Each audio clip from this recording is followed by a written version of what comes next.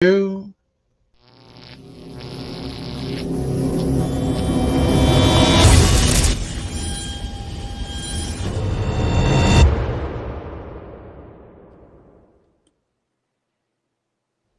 What's good, party people? This is According to Woods, and I have the honor and privilege of, for the second time tonight, talking to Ketchikan, Alaska's own mixed martial arts aficionado. He is a blue belt in Brazilian Jiu Jitsu. He is the one and only Ernesto Zarate. Ernesto, what's up, my man? Excellent intro, by the way. Thank you. Everything's going good. I'm feeling good. The weather is back to normal, nice and shitty, just how I like it. It's great. Now you mentioned nice and shitty, right? I'm here in Southern California, where oh fuck, it's hell to a different degree. Obviously, we've got our heat, and then there's fires literally going up the fucking seaboard. It's Oh absolutely yeah, nuts. But there's you but guys have. I mean, yeah. But prior to this, like that Pacific Northwest, as you get further and further up the coast and into, Canada and Alaska and the Pacific Northwest, that you kind of have a penchant for, kind of dreary and shitty weather, but I've always been fascinated with folks that are able to find themselves and better themselves, and especially fighters that come out of there.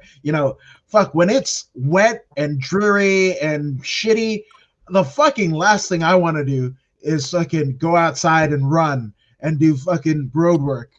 So Mhm. has being in that type of weather kind of heightened your sense of fight? Yeah, it definitely adds like that little, I guess, like level of difficulty to it. But like once you get used to it, and um, once you're disciplined enough, I guess the weather doesn't really matter. You know, running is like it gets to a chill point. Running's really chill to me. As long as I'm not getting strangled or punched in the face, I can run for as long as I need to. That's awesome. That's awesome. Now, I mean, for me, I would be like so afraid, not just like the fact that I'm not a cold weather person, I'm not a wet person. That's the kind of the penchant to like, oh, fuck it, I'm going to go ahead and stay home. Like, I feel sick. I'm probably not going to go to work that day. But Yeah, I've always been fucking fascinated with people, again, that make it work. And that's something that you've been able to do. yeah. Here in Ketchikan, like if you're a proficient runner, you don't have a choice. It rains more than I would say more than 150 days a year, if not 200 days a year. This summer in particular was the most wettest summer we've had in history. Like I'm pretty sure since a long time ago. I don't know. They said like some like since like the 60s or something like that, but this is the wettest summer we've had in a long time, to say the least. Fucking A, On top and of like on top of like the coronavirus and everybody being quarantined and locked in their house, and everybody just is just like, what the fuck's going on? yeah, I mean, here in SoCal, we're kind of that way. I mean, not just SoCal, but I mean, it's the entire fucking state, the whole Pacific Northwest. It's weird, Um, and Riza Sulhan says, hello, Riza. Hope you're doing well. Hi, Now, Riza. shout out to Riza. Now, in terms of you mentioned the coronavirus, right? And we mentioned and kind of briefly skimmed over where you were when you kind of figured out, oh shit is bad. But you and Tyson Duckworth were in Anchorage for fights, right? Hmm. And then shit went down. Now, prior to going to Anchorage from Ketchikan, like, were you aware of like the shit that was about to stir? Yeah, I was aware of the coronavirus and kind of like that it was like a trending topic in the news and stuff, but I wasn't like aware of the level of seriousness until I actually got to Anchorage, because nobody in Ketchikan like really paid it any mind, but like they did at the same time. Like, and we were taking precautions, but like not quite as serious as like a major city like Anchorage, of course. Um, And yeah, so yeah, I was aware of the whole situation, to say the least. Now, in terms of yeah, and one Tyson Duckworth says Ketchikan Fight Club in the house. He is again the reigning Alaskan FC featherweight champion and the person who set this up. So, Tyson, great to see that you're doing all right, and thank you for Yeah, joining us, my man. So yeah, I mean, in terms of you said it was a trending topic, right? In the news and what have you. But I mean, obviously in Ketchikan, you guys, even though it's a close knit community, it's so close knit that you know the I guess the auspices of the world don't really come down until it has to in Ketchikan. So, uh, in terms of Anchorage, like, did everything just seem a little bit like a miss, or was everything pretty much business as usual? Everything was like beginning to shut down almost. Like the shutdown, nobody like spoke of a shutdown, but everybody was like getting ready for that at that point in like a major city like Anchorage. We showed up to the fight. We both fought on the main card, which was streamed on UFC Fight Pass. Anybody who has UFC Fight Pass can go and watch it. Um, but there was not a lot of people in the crowd, and I think it was due to that for sure. And I think by the time, yeah, and like by the time we got back to Ketchikan, everything was shut down. Like I'm pretty sure, like the day after or the second day after we got back to Ketchikan, the quarantine had officially started. Holy hell. Now, I mean, you mentioned the attendance, right? That it was kind of down, but I mean, were the I guess the staples that we would come to now know in terms of like face masks and people having their hand sanitizer on deck, were those signs apparent? No, no, I didn't see anybody in a face mask in the whole arena at that time. I didn't think like people were like taking it that far yet. Like they weren't like aware of the whole situation. Either that No. or they just didn't care enough. But like at the end of the day, like it just kind of happened really quickly. Um, but besides all that, like me and Tyson both won our fights by submission. It was cool. That's dope. Now, I mean, that's got to be cool, right? Sharing the card with Tyson, especially in his featherweight title win, right? That had to be awesome. You both fought. You guys both come home with wins. That had to be an incredible, deal. So leading up to that fight, like, I mean, were you kind of feeling the I guess the specialness of fighting on a card with your teammate?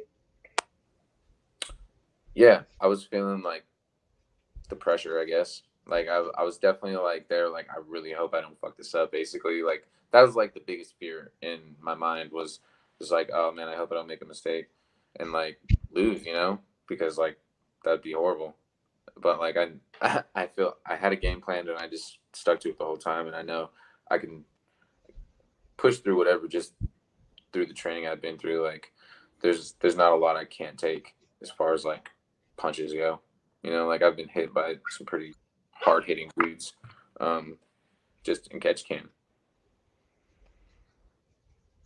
And then, I mean, talk about the Ketchikan Fight Club, because I mean, Tyson definitely talked about his experiences in that club, and something that he and his family are very closely related to. But you mentioned earlier in terms of the amount of I mean the nature in which you met Tyson and training at a regular gym, but then training at a legit fight gym.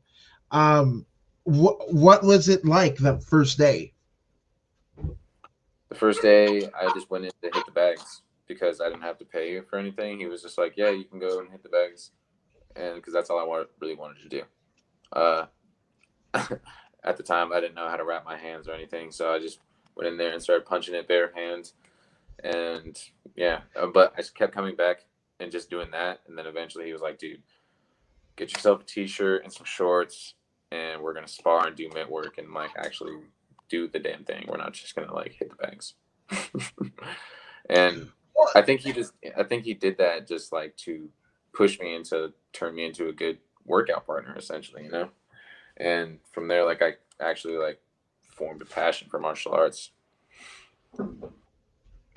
And I mean, prior to that, in your meeting with Tyson, like, I mean, were you aware of promotions like the UFC, or like what was your knowledge in terms of MMA as a whole?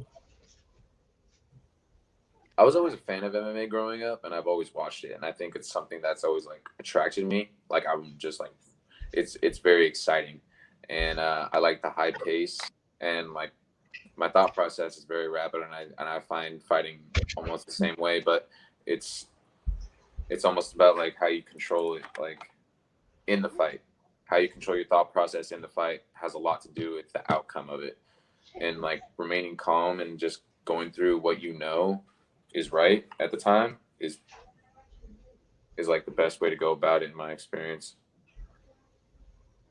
No, 1000%, 1000%. I mean, it's weird because I mean, I first trained in jujitsu at a straight jujitsu gym ran by um, a husband and wife team that were both black belts under John Jacques Machado, right? But then I ended up at Fight Academy in Pasadena, California, and I had never formally struck before. And I mean, literally the first time I kind of went through the motions and was with a class, I was paired up with James the Beast Wilson, who's a K1 fighter who literally looks like a mountain with a head, right?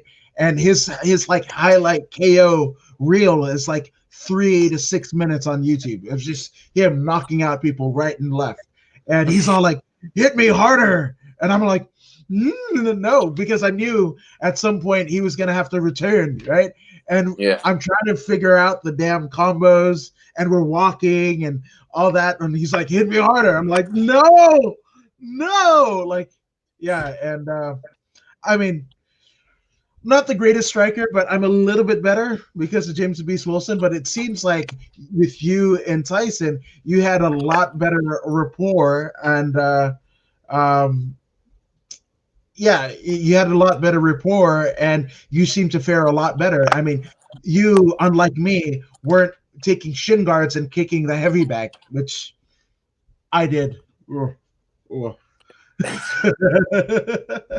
Everybody has to start somewhere, but yeah, learning from Tyson, like he really taught me how to like have grit when it comes to sparring, and that is necessary to take shots in some circumstances, but to not like take shots on purpose, you know, like you don't want to get punched in the head, but like when you're training with somebody, you're training with somebody who's brand new, like I'm sure like that guy was just like he wanted you to get the best out of the round or out of the experience, so I'm sure he just wanted you to like know what it's like to try and hurt somebody. No, 1,000%. And I mean, now it's awesome. Like, follow him on Instagram, friends on Facebook, and he's even, if he wasn't scary enough, I mean, he's got, I think, 3 or 4 like elementary, age children, and he's training them. I don't know what's more scary, the dad or the 4 like literally karate kids that are coming at the world. It's nuts.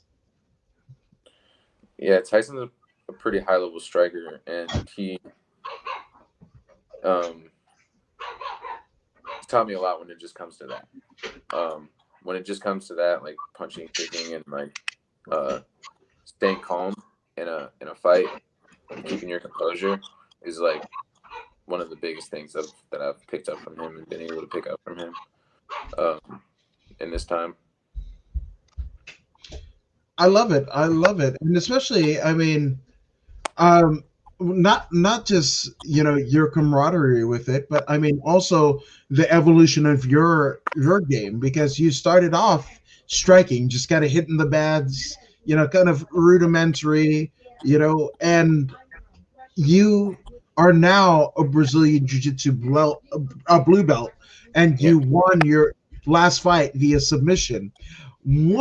At what point in your kind of evolution of the fighter did you kind of take to grappling versus striking, or was it kind of all mixed into one? Uh, so at the Fight Club, yeah, we do 30 minutes of sparring and then 30 minutes of grappling, pretty much right back to back. So that was always a part of the workout as far as when I started training there. And I didn't start training jujitsu in an organized fashion until a year and a half I was in the Fight Club. So I had like that much experience of no gi, and then I stepped into the gi world. And so I had like that little edge on most white belts, which um, which helps me a lot, of course. But like I also had the work ethic and the mindset of a martial artist at that point, and so I was able to excel pretty quickly in the Brazilian Jiu Jitsu world. Um, and not that like I received my blue belt any sooner than anybody else should have, but yeah, it took me about a year and 7 months, which is pretty standard, I would say. Um, I would just I would just yeah, I just learned quickly. It's when it comes to this game.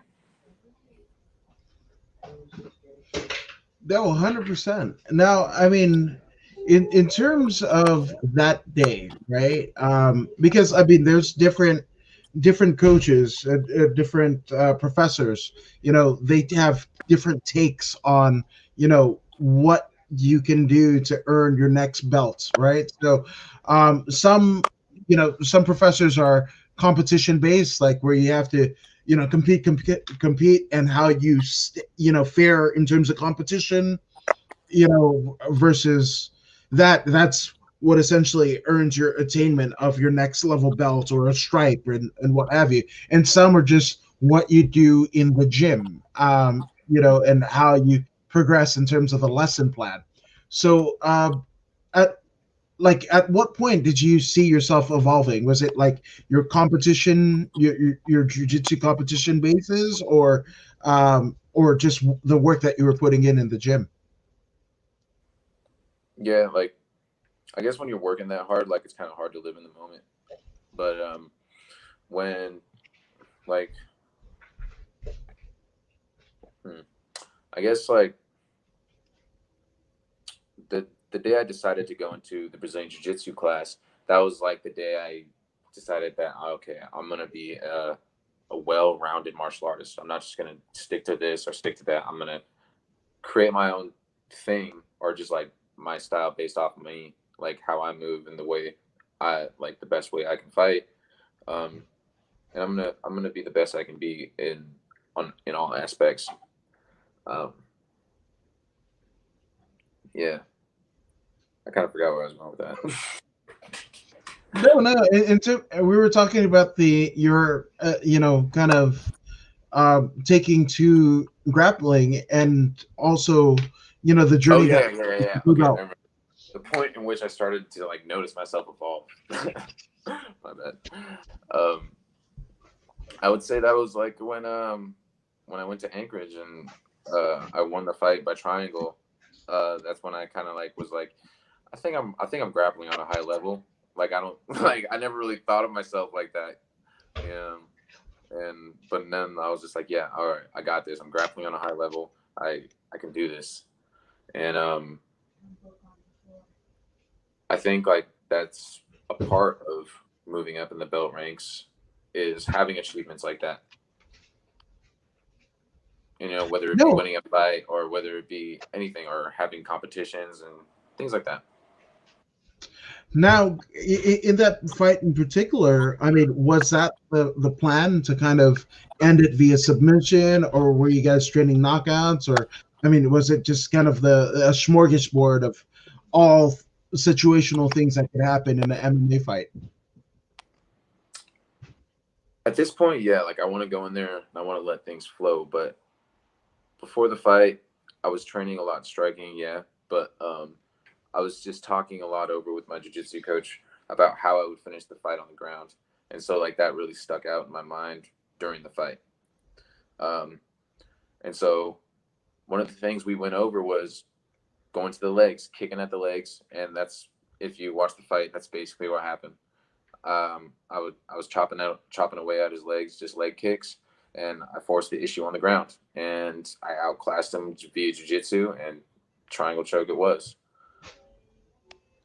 Oh man, that I mean, again, if there's any way to kind of prove to your coach, your jujitsu coach, that hey, like I get it. You finish a fight. I mean, I don't think yes, jujitsu competitions, straight jujitsu competitions, or submission grappling competitions. Those are pressure cookers, but it's not like getting punched in the face. Even Yeah. Eddie Bravo's combat jujitsu. It's open hand slaps, but I mean, getting pounded in the face. So as you're transitioning, you're dodging punches. But I mean, to finish your via triangle choke, I think it's a cool little momentum ride that Tyson went on to essentially win his fight and win the featherweight title. And I think it was a really cool moment for you to present to your professor, like, hey, this is what you did. You helped me win this. Yeah, for sure. And he was really proud of me in the moment too. And it was really cool for us to be there, like boys from Catch Can, just like us two showing up at Anchorage and just doing what we do, representing. It's tight. 100%, 100%. Now, in terms of that day, right? I, not to divulge too much of your coach and professor's kind of methodology behind the belting system, but like that day, to I'm still a forever white belt. Like the consistency just isn't there with me, that I could train and compete and what have you. But I know, and I've seen it across a bunch of my friends Hmm. that that is. I mean, it's a proud moment, the blue belt in jiu-jitsu. Like you've essentially leveled up, right? So, what was that day like for you? It was actually really cool. Like I knew it was gonna happen. Like I knew my blue belt was there, and like I knew it was coming. I was just like waiting for the day that he was gonna be like, Ernesto, you're getting your blue belt. And so like I knew I was rolling on that level, just based off of how I roll with higher belts in the class. Um, uh, but the day it was nice. The weather was nice. We went outside. We had like a nice little ceremony. We didn't at the time. Um, we're still not trying to have like a bunch of people in the rec center at the same time who are not members or having classes and things like that due to the coronavirus. And so we had the ceremony outside, so family members and people's friends or whatever can show up and watch people get their belts. And it was cool. My sisters were there, and they got to see me get my blue belt, and that was pretty cool. But it's nice to like make it official, be like, yes, okay, it's happened. Now I get to wear this to class. And I'm not a blue belt. I'm not a white belt anymore. It shows that you understand the fundamentals of jiu-jitsu and that you have and that you know what you're doing. But there's a downside to being a blue belt. It gives all the other higher belts the green light to fuck you up. Yeah, Which is the truth, man. It's the truth. never more true than the adage of there's levels to this shit, right? Because like you're like, yeah, I don't die, I'm not a white belt anymore, and then it gets to the point like, oh shit, now you got to roll with the purple. Oh shit, you got to roll with the brown and the black, and you know uh, it kind of makes, you said about mastering the fundamentals, but like you have to draw upon those more so than ever once you start ascending to higher belt ranks. Right. Yeah. More is expected from you. And I think at the more I get better, I feel like the more I expect from myself, and the more I need in order to like get to that point. of like, okay, I feel like I put in a lot of work today. I feel like I got a good workout in, you know, and then it's only getting like that point is only getting further and further. And I think that's only natural. Like, when it comes to running or anything, um, like you need more to like get to that point in your brain being like, yes, all right, like I did something, you know, I don't know. No, that's it. You know, and it's it's a nice little thing to kind of know that you've a put in the work, but I mean, these, you know, your teammates that are white belts, they kind of look up to you, and just like you used to look at them as like chum in the water or whatever. Now it gives them like an actual place of attainment. Like, hey, you know, maybe if I catch Ernesto on this day or whatever, coach might see me and think like I'm next one up. You know. Yeah, no, for sure. You know, it's important to like be open to uh, constructive criticism as far as like just being a martial artist goes. You know, being humble and being open to constructive criticism from your peers, no matter what level they're on. You know, like white belts just point out some shit and like you're just like, oh, maybe I can fix that. I don't know, No, but absolutely. um, being somebody who can teach somebody something else or like show a white belt what to do, like that's cool, you know. Um, and somebody who's able to inspire other people to want to do better in whatever, whether it be martial arts or just like cooking or something. I don't know. But just No, like when somebody sees somebody who's dedicated like that, it's inspiring. absolutely, absolutely. You know, which I have to ask you, you know, because obviously, you know, it was a chance meeting with Tyson, you know, when you guys were both respectively working at the mall, you know, that led you down this path, you know, from fan to fighter, right? So, I mean, what was the trajectory looking like for you and your life? How did you see it playing out? You know, if you hadn't met Tyson. I'd probably just be in a lot worse shape. You know, like I'd probably be like on the same trajectory as I am now, like with the same goal. Um, I without fighting, I guess. In that without that aspect of my life, but I think martial arts has been super necessary as far as as somebody who's an artist who creates and likes to read and write and do other things with his brain other than fighting.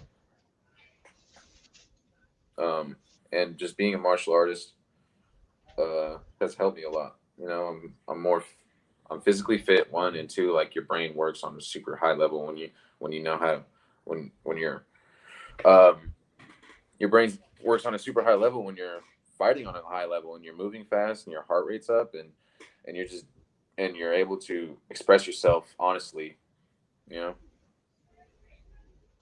No, 1,000%. And I again, you know, I think it's awesome. You know, I don't believe things happen by chance. It's more by fate, you know. And so for you to kind of, you know, express yourself in this way, you know, and you having not just so meeting Tyson is one thing, right? Meeting Tyson Duckworth is one thing, but I mean, training and, you know, unlocking the synergy that you need in your life, right?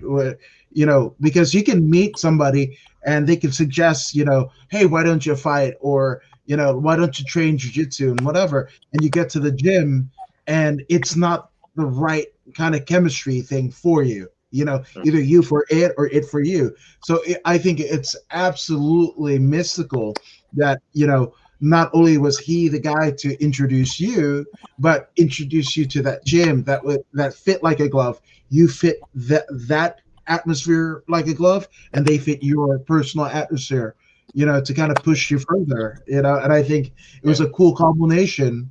You know, you guys fighting on that last card together, and he becomes champion, and you get a submission win. I think it's pretty apropos.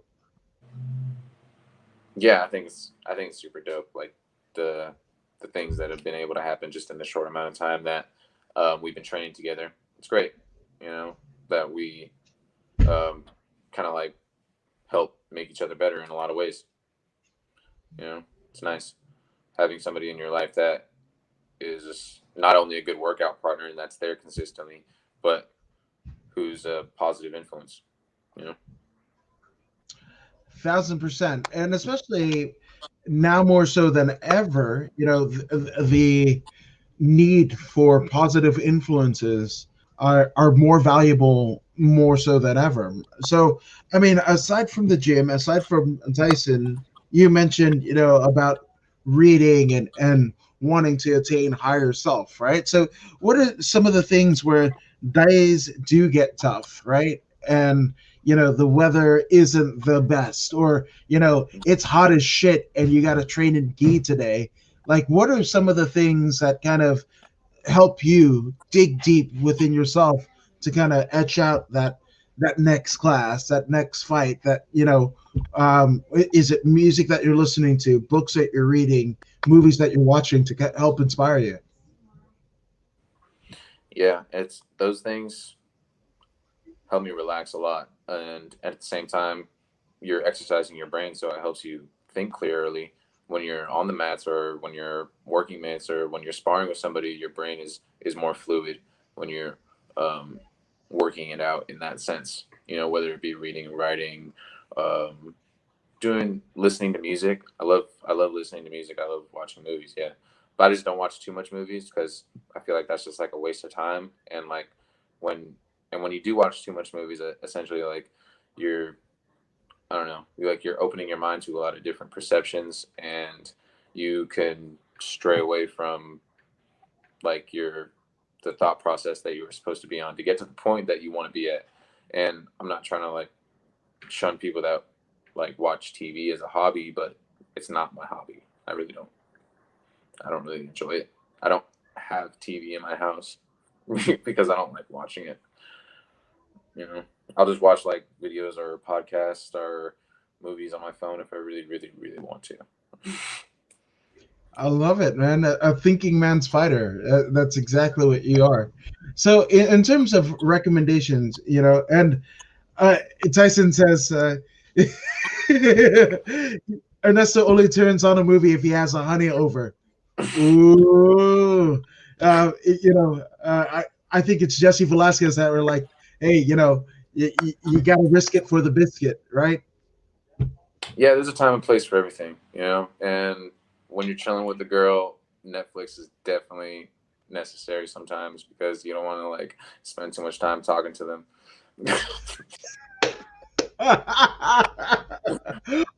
Hopefully, they're not watching now. Like, Hey, don't want it's all to, jokes. It's all jokes. yeah, don't want to fuck up your black book. You might have to. They know what's up.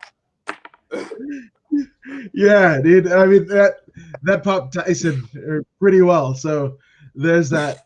But in terms of like, music and book recommendations, man. I mean, like, what are you into right now? If I popped into your library, if I popped into, your kind of playlist, like, Yeah. what would I find? Right now, you find a lot of new rap mixed with old rap. So like I listen to like a lot of Tupac and Biggie, Bone Thugs and Harmony, a lot of Ice Cube, but I also listen to like a lot of new rap like Suicide Boys, Ramirez, Puya, Fat Nick.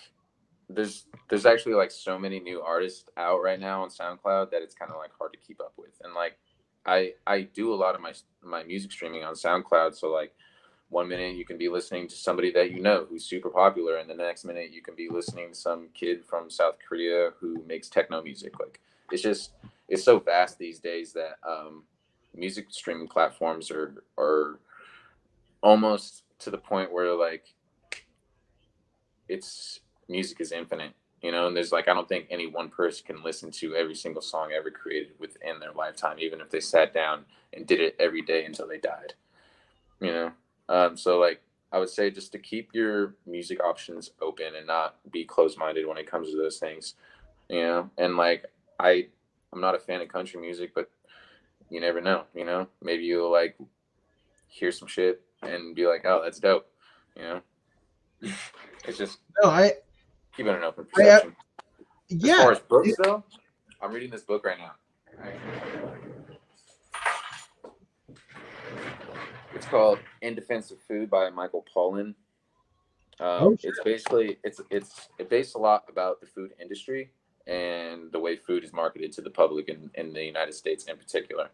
Um, and so yeah, it's a great insider for anybody looking at bettering their nutrition, I would say, and having like a real sense of what real food actually is and what they market to people.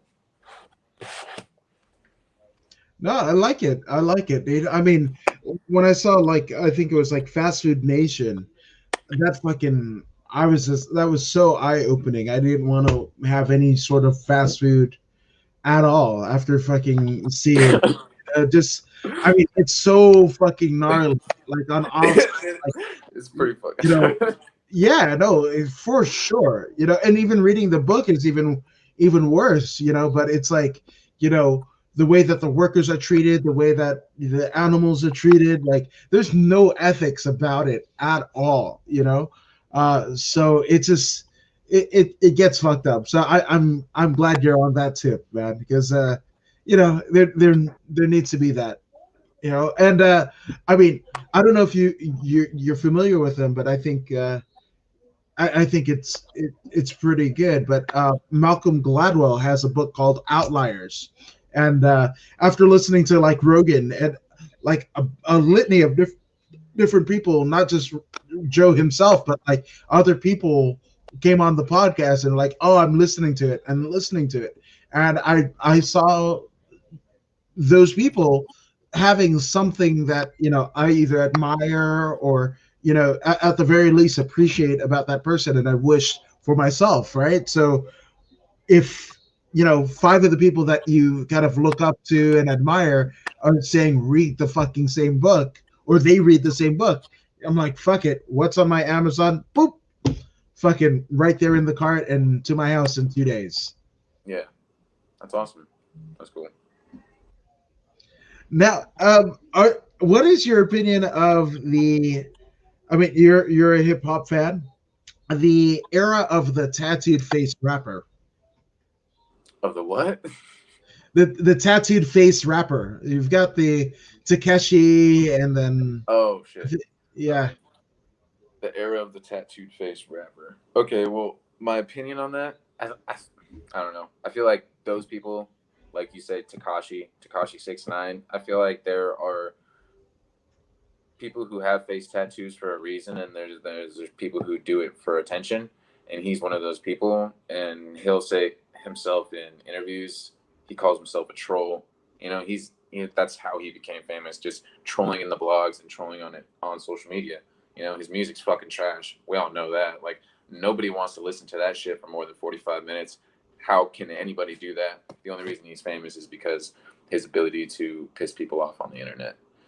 And then there are people with face tattoos that are OGs that have been rapping for a long time, that have been in the game, and you can't really forget about those people like The Game. The Game has face tattoos, and he is legit. yeah, no, 100%. Well, see, I mean, maybe it's just my kind of partiality, but I mean, for me, so I'm half American descendant of slaves, right, and half Fijian. My mom is from the Fiji Islands, right, and those are two kind of instances where like Africans, there are face tattoos and markings that they have for tribalism, right, and then there the same thing with the Polynesian culture, right? We have like, I mean, literally, there are chiefs that have tattoos from their face all the way down to their feet, and everywhere in between. So, I mean, if you've got a ranking, or like if you've got a fucking face tattoo, you better do something fucking special. Like if you're a shitty SoundCloud rapper, like nothing against fucking SoundCloud rappers, Yeah. because I I mean, mean, I think if you're a content creator, whether it be YouTube, SoundCloud, I mean, what we're doing right now, podcaster, you yeah. know, I mean, Panic at the Disco, right? Panic at the Disco got signed to a major record label deal on MySpace. They hadn't even played their fucking first show, right? And that's a really good kind of example. But there's like a literal millions that are like, oh fuck me. So that's Yeah, so there are like there's a lot of young kids that make that mistake, and honestly, like I really hope that like if you do get something tattooed on your face, that it at least means something to you, and that when you're looking at yourself in the mirror when you're like 65, you're gonna be like, "Fuck, I don't look like an idiot, but you're gonna look like an idiot." I'm sorry. yeah. Yeah, like granddad, why do you have a fucking tattoo of a fucking ice cream cone on the side of your cheek? Like I'm trying to kiss you, and Shout I out to want to Gucci look up. Mane. Yeah, Shout out to right. Gucci Mane. The ice cream tattoo on his face. He's fucking Oh, rock and that roll. is the guy. Gucci Mane is the Uh, shit. That's the man, dude. What are you talking okay, I mean, kudos. So, I mean, I grew up in Inglewood, right? I mean, you mentioned Tupac. The year that I moved to Inglewood, Tupac actually, after one of his like jail stints or prison stints, he actually played my junior high alma mater's winter formal or some shit like that, right? about? So I, in terms of like that Inglewood always up to no good and shit like that, I moved there in '95 where all of that shit was going down, and drive-bys and everything. So for me, I'm just like, the only face tattoos aside from like tribalism that I kind of figure out is obviously the fucking teardrop. That motherfucker killed somebody. So that's the one.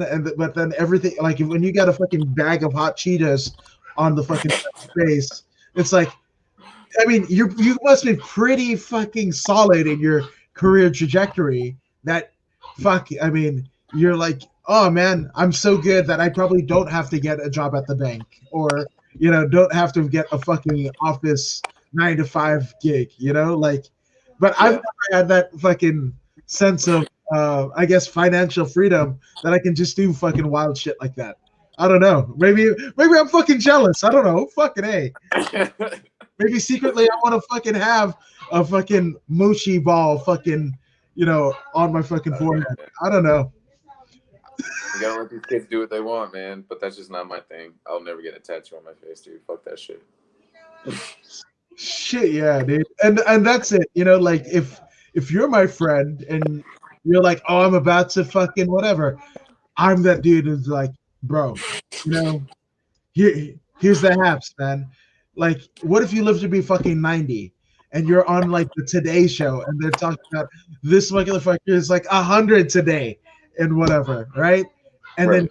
they show your fucking, like wrinkly ass fucking photo, and you got a fucking, you know, like I don't know, like SpongeBob. You got fucking SpongeBob on your face. That shit has been fucking off the air for 70 fucking years, but you got like an old ass fucking, like somebody's calling you daddy or granddaddy or grandma and shit like that, and you got fucking SpongeBob's like literally half fucking dragging off your face. I don't fucking know, man. It's weird. It's becoming more socially acceptable. You never know. In 20 years, you might run into the fucking McDonald's or the bank, and there might be some dude across the counter with fucking SpongeBob tattooed on his face or some weird shit. That's kind of the way that it's going at this point. I would say like everything's getting really urban and weird, but I like it. It's cool. Oh yeah, oh yeah. Well, I mean, to that effect, fucking a. I mean, in Back to the Future at this time in our society, we should have fucking had flying cars and shit like that. So I mean, if the Yeah. next evolution, whatever, is tattooed face, oh fuck, yes, I guess. Honestly, I really hope that's not the thing. I really hope. I really hope. But I really hope that just passes and in 10 years, we're not all fucked up on drugs and tattooing our faces. 10 points there. Fuck yeah. Let's do it. Unless you fucking go to some shaman in the middle of the fucking woods and shit and see the devil and shit. But I mean, whatever. Shit gets weird. Shit gets weird. But speaking of shit that isn't weird, man, uh, where can people find you on social media to follow your life, your career, and all the shit that you're doing? Mm-hmm. You can follow me on Instagram at Zar_Ernesto 907. And I'm on Facebook also at Ernesto Zarate. That's ERNESTO ZARATE. Karate with a Z. Probably just can't forget that. Fuck yeah, dude. Yeah. I like that, So karate with the Z. Shit, yeah. Fuck yeah, brother. Dude, it's been so glad to have you on. This is cool, dude. And I mean, the fucking fight scene in Alaska is bursting at the seams, and we just can't wait till we get to a place where obviously everybody's healthy, but we get to some semblance of normalcy where we could see you, Tyson, and a litany of other fighters from that region of the world fucking do your shit. Yeah. I mean, I hope everybody else like in Alaska does good, but I'm mostly focused on myself and like competing on the highest level that I can in my state, and then eventually moving on and fighting on bigger promotions, But I do definitely want to prove that I have something to offer in the state of Alaska coming out of Ketchikan, just being a young man, one of the few who train here, and not somebody who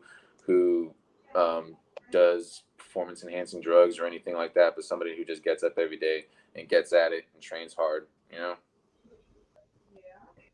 Fuck yeah, man. I love that. I love that because there's so many cautionary tales, of the fighters that we grew up, watching, and unfortunately because of certain substances, we might have not seen their optimal performances in the cage. So I love that you're kind of already thinking, kind of forthright, to see what the future will hold. I love that, man. Hell yeah, bro. It's been good talking to you, man. So we'll have to do another podcast sometime if you want to. Yeah, bro. Nice. Fuck yeah, dude. That's the haps, my man. But thank you guys all for watching us here at According to Woods. This is According to Woods with Ernesto Zarate. And if you haven't already done so, go ahead and like, share, and subscribe this very link on both YouTube and Facebook at According to Woods. Bye.